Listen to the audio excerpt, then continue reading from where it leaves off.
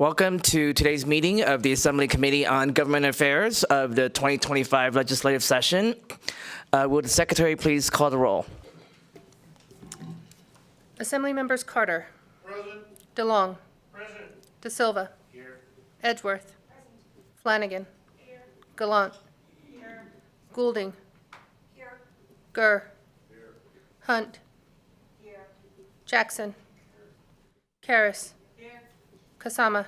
Here. Vice Chair Wynn. Thank you, and I am here.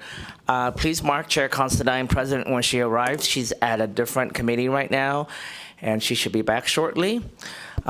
Welcome to the audience in Carson City, those joining by video conference in Las Vegas, and those listening over the internet.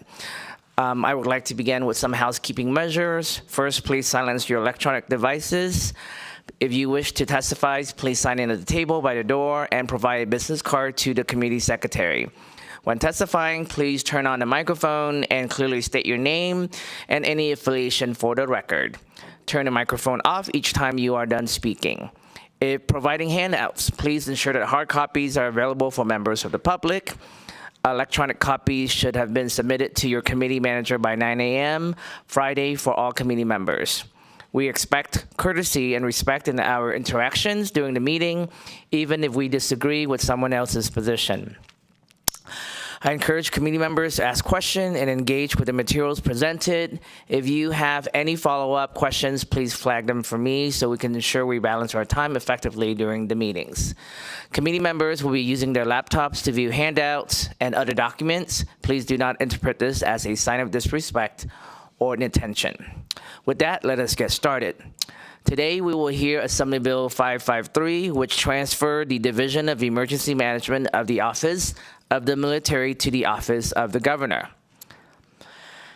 So we have our presenter here today, or our stand-in presenter, so thank you. Please come to the table, and we will now open the hearing on AB 553. To present this measure, we have the amazing folks from the Governor's Office, so please go ahead when you're ready. Good morning. Brett Compston, the administrator for the Nevada Division of Emergency Management. For the record, I'll be doing the stand-in presentation this morning. So with AB 553, this proposes a move from the Office of the Military to the Office of the Governor. The alignment with the Governor's Office is a national best practice as recognized by the National Governors Association and the National Emergency Management Association. Clear lines of authority and direct communication channels with the Governor equal clarity and speed during crisis. This move enhances coordination, increases prompt decision-making, results in more efficient allocation of resources. It increases the information sharing and decision-making timelines. It facilitates a whole government approach. Emergency management intersects with transportation, energy, health, forestry, education, environmental, public safety, and military, all policy areas within the Governor's oversight. I'm open to your questions at this time.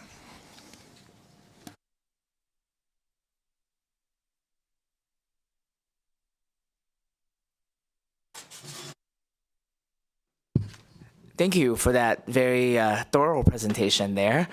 We're going to go ahead and start with committee member questions. I'm going to do this and hand it back to the chair. We're going to have go first question from Assembly Member Flanagan. Thank you, Mr. Vice Chair. Thank you for the presentation. It was much briefer than I expected. I think the burning question for me, and I know you went through this quick synopsis, is why you feel this is more effective from an emergency standpoint. Military are trained to deal with catastrophes, disasters. That's who we send, right? That's who we feel safe with. And the governorship changes. So that person may or may not have an extensive, we just happen to have a former sheriff right now, right? But we may not always have someone who has a sense of emergency response. So why do you think it's more efficient this way? This is Brett Compston for the record. So ma'am, obviously it's a governor-directed move. We have been operating in this fashion since actually 9/11 of last year during the Davis fire when my predecessor stepped out early and I stepped into the role. I am retired military And so I can speak from that experience of coming from a military background and into the emergency management role. So the military premise is civil-military relations are governed in a apolitical way. We always, in the military, operate under civilian control. And obviously that doesn't change with the governor being the commander-in-chief of the military. I also served as the incident commander for COVID for the entire state of Nevada while I was in a military role and stepped in to lead the division during 2020. And so, having straddled both sides, I think that there are pros and there are cons. We are very used to a military structure that provides detailed command and control, but I think it presents a challenge in the sense that we should build the relationships based on perpetuity, not based on personalities that sit in the seats now. So right now, or at least under General Barry and under General Waters' leadership, the relationship is fantastic. But I have no idea who will follow in the seat behind me or in the seat behind those two gentlemen. And the reality is that there is an opportunity, if the division is nested further within the command and control structure of the state, that military leadership can be overbearing, and so there is an opportunity that the tag may not see things exactly the way that the adjutant or the governor does. I would say that is probably one of the primary reasons. The other thing is really, and I am a huge beneficiary of this. So the chief before me did not have the coordination success that I am having right now. And I believe that because we've been operating in this fashion where I report directly to the governor and I keep General Waters apprised since the Davis fire, the reality is I've had tremendous coordination and synchronization across all state agencies to the tune of there is a emergency management policy group coordination text group or WhatsApp, or it's a communication function.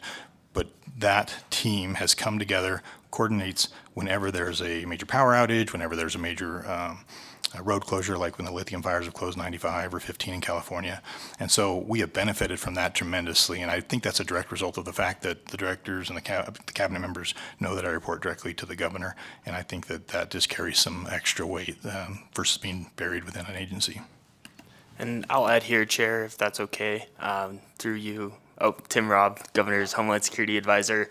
Thank you very much. I would add that all of the authorities during emergencies are through the governor, so it's really helpful to have that speed at which we can move when it is closer in the org chart from the Division of Emergency Management to the governor. So I've been that conduit for several years now for the division, and I think that that's going to only be expedited and be easier to navigate during emergencies once we have this org chart change. So.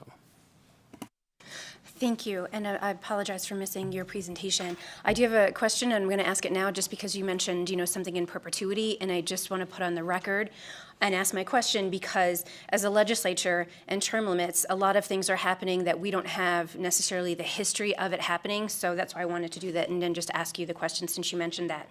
So it's my understanding that in the past 2 decades, emergency management was under public safety. Then Homeland Security was created, that was put under the governor. And then at some later point, Homeland Security was moved under the emergency management under public safety. And then it was moved to where it is today under the Office of the Military, and now we're sort of moving it back to the governor. So I know that this is not the only thing that this happens to, but I want to put that sort of out there because a lot of people won't know that history. And then to your point about, I said perpetuity 3 times, I'm sorry. The planning for the long stage for this and knowing that that's kind of the background of this and it's been around is if you could just talk to if you believe that this will actually remain here or it possibly might move again in the future. Thank you for the question, Chair. Tim Robb for the record. I think that this is the highest it's ever been in the org chart, and I think that this is where it will remain. This is the most effective way to get to the governor where that authority is. It requires his signature to declare an emergency and to use many of the powers that are available through him to help address emergencies. So I do think that this is the final place that this will be. Most of those previous moves have been pretty much lateral within the org charts and really trying to find that best spot. I do think that this is the Goldilocks. This is the right spot for it to be. And this is kind of shown across the country as kind of the move that's been most successful. And thank you for that. And we will now move on to Assemblymember Edgeworth. Thank you for your presentation. I like that we're thinking about emergencies before we're having more emergencies. I like that. Two very quick questions, with your permission. One question is, you said that governors across the United States have recommended that this is the best option. How many states still have it under the military off the top? Are we one of the last ones, or?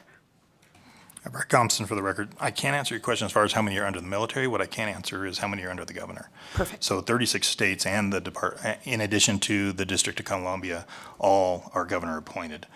23 of those work directly for the governor, and 28 of those work for the governor or an appointed secretary like Mr. Robb. Very good, 36, that's good.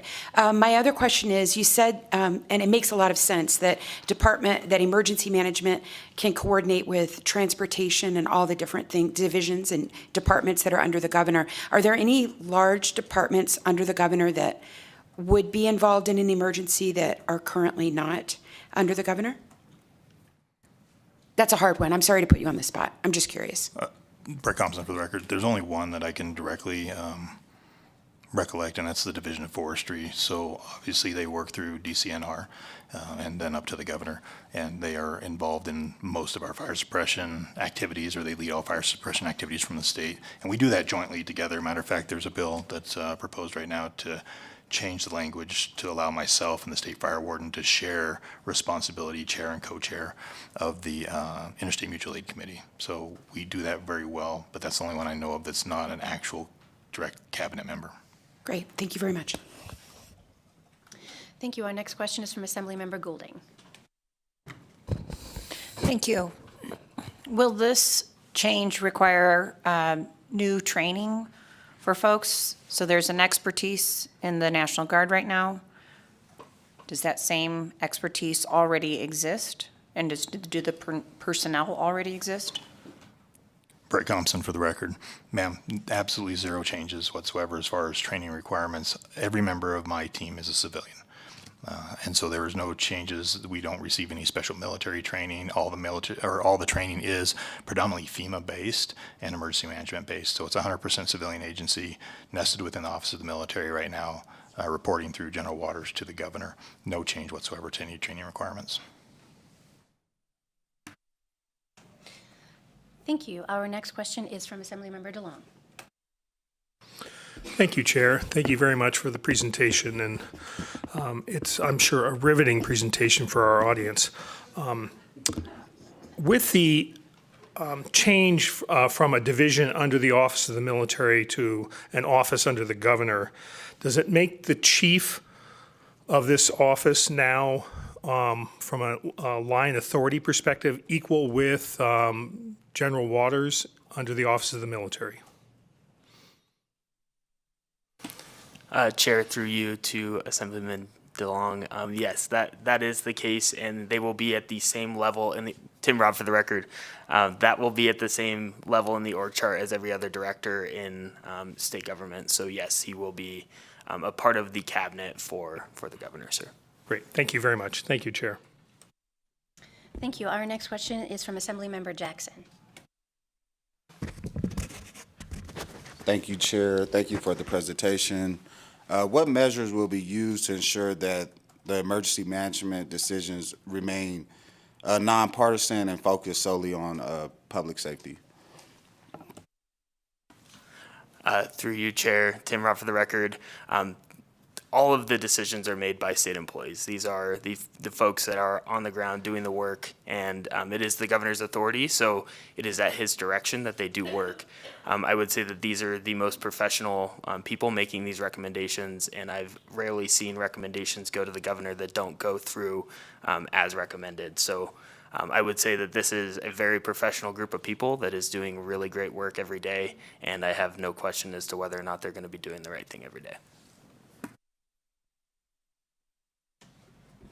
Committee members, do we have any additional questions? Seeing none, thank you so much for your presentation. And next we will move on to testimony on the bill. testimony can be provided in person here in Carson City via video conference in Las Vegas or over the phone, and additional instructions for providing testimony can be found on the agenda. First, we will begin with testimony in support of AB 553. I'm not really seeing anybody here in Carson City who wishes to testify in support of AB 553. I'm also not seeing anyone in Las Vegas wishing to testify in support of AB 553. AVH, is there anyone on the line to testify in support of AB 553? Chair, the line is open and working. We have no callers for support. Thank you. We'll then move to opposition. Is there anyone here in Carson City wishing to testify in opposition to Assembly Bill 553? Seeing no one here, still seeing no one in Las Vegas. AVH, is there anyone on the line to testify in opposition to AB 553? Thank you. The line is open and working. We have no callers for opposition. While I have you on the line, AVH, is there anyone on the line in neutral for 553? Thank you, Chair. We have no callers in neutral as well. Thank you. Then I'll go backwards, still seeing no one in Las Vegas and seeing no one approaching Carson City to testify in opposition to, 553 or in neutral. I'll go back through neutral again for Las Vegas and for Carson City, but still no one stepping up. If y'all would like to come up for any final remarks, please do.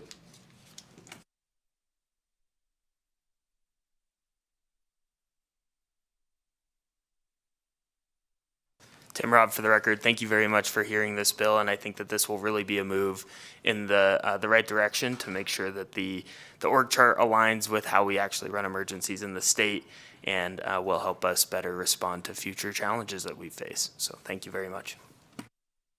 Thank you, and I will now close the hearing on Assembly Bill 553. And we will move forward with public comment. Public comment is not an opportunity to rehear testimony on a bill, and we ask that you keep your public comment to topics within the jurisdiction of the committee. Also, please keep your comments to 2 minutes and clearly state and spell your name for the record. Is there anyone here in Carson City wishing to provide public comment? Seeing no one in Las Vegas. AVH, is there anyone on the line today for public comment? Chair, the lines are open and working. We have no callers for public comment. Thank you. Our next meeting will be Tuesday, May 13th at 8 a.m. in room 4100. That concludes our meeting for today. The meeting is adjourned.